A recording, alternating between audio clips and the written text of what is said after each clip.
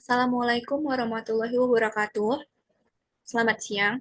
Perkenalkan, nama saya Anissa Rinsumunteh dengan NIM 211501114, mahasiswa S1 Farmasi Universitas Sumatera Utara. Di video ini, saya akan menjelaskan sedikit tentang sistem imun dalam bentuk poster untuk memenuhi tugas mata kuliah imunologi dengan dosen pengampu, yaitu Ibu Iwandani S.Pharm, MSI, PhD, Apoteker. Baik, sebelum memulai, saya akan membagikan layar terlebih dahulu.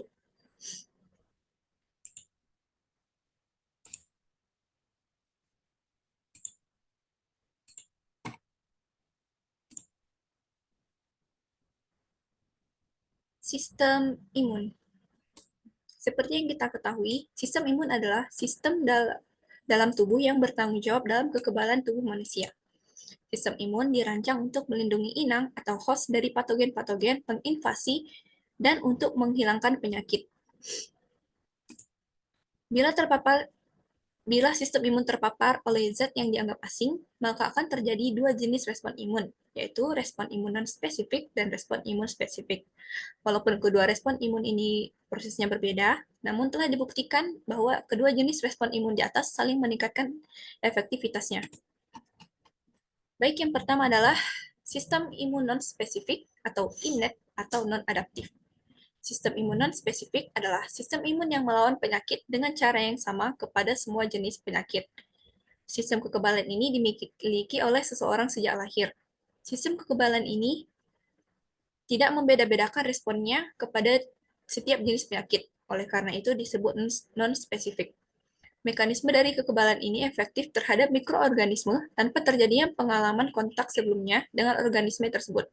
Sistem imun ini bekerja dengan cepat dan selalu siap jika tubuh didatangkan suatu penyakit. Kekebalan non-spesifik ada yang bersifat eksternal, ada pula yang bersifat internal, di mana kekebalan eksternal disebut juga sebagai perlindungan permukaan karena melindungi di bagian luar tubuh. Kekebalan internal lebih bersifat perlindungan seluler dan kimiawi. Selanjutnya adalah sistem imun spesifik atau adaptif, di mana kekebalan adaptif bersifat spesifik, artinya mekanisme pertahanan bergantung pada pembentukan respon imun terhadap mikroorganisme tertentu yang memberi rangsangan. Sistem imun spesifik adalah sistem imun yang membutuhkan pajanan atau bisa disebut harus mengenal dahulu jenis mikroba yang akan diganti. Sistem imun ini bekerja secara spesifik karena respon terhadap setiap jenis mikroba berbeda, karena membutuhkan pajanan. Sistem imun ini membutuhkan waktu yang agak lama untuk menimbulkan respon. Namun, jika sistem imun ini sudah terpajan oleh suatu mikroba atau penyakit, maka perlindungan yang diberikan dapat bertahan lama karena sistem imun ini mempunyai memori terhadap pajanan yang didapat. Kekebalan adaptif dapat bersifat alamiah maupun buatan. Kekebalan adaptif alami pasif didapatkan oleh bayi dari ibunya dalam kandungan, sedangkan kekebalan adaptif aktif didapatkan misalnya melalui infeksi atau menderita penyakit terlebih dahulu. Kekebalan adaptif buatan pasif berupa transfer antibodi dari orang lain, sedangkan kekebalan adaptif buatan aktif diperoleh melalui imunisasi. Berdasarkan sel yang terlibat dalam mekanismenya, kekebalan adaptif dibagi menjadi dua, yaitu kekebalan sistem humoral dan kekebalan sistem yang diperantai sel atau cell-mediated immunity. Selanjutnya adalah fungsi respon imun.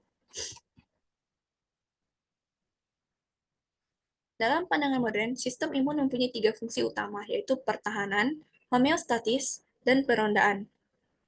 Di mana sistem pertahanan menyangkut pertahanan terhadap antigen dari luar tubuh seperti invasi mikroorganisme dan parasit ke dalam tubuh. Ada dua kemungkinan yang terjadi dari hasil perlawanan antara dua pihak yang berhadapan tersebut, yaitu tubuh dapat bebas dari akibat yang merugikan atau sebaliknya, apabila pihak penyerang yang lebih kuat atau mendapat kemenangan, maka tubuh akan menderita sakit.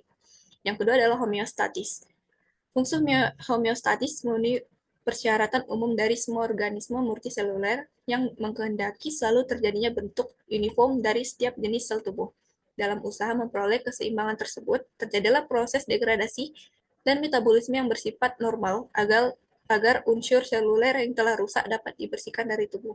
Sebagai contohnya, dalam proses pembersihan eritrosit dan leukosit yang telah habis masa hidupnya. Yang ketiga adalah perondaan. Fungsi perondaan menyangkut perondaan di seluruh bagian tubuh, terutama ditujukan untuk memantau pengenalan terhadap sel-sel yang berubah menjadi abnormal melalui proses mutasi. Perubahan sel tersebut dapat terjadi spontan atau dapat diinduksi oleh zat-zat kimia tertentu, radiasi atau infeksi virus. Fungsi penundaan atau surveillance dari sistem imun bertugas untuk selalu waspada, mengenal adanya perubahan-perubahan dan selanjutnya secara cepat membuang konfigurasi yang baru timbul pada permukaan sel yang abnormal.